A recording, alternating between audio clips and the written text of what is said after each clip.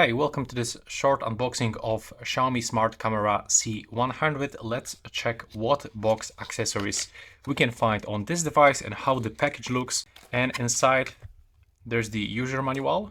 We can find all of those accessories. So that's how the camera looks. On the front we can find LED light. Here we can find 2 megapixel camera sensor. It's covered with this shiny plastic.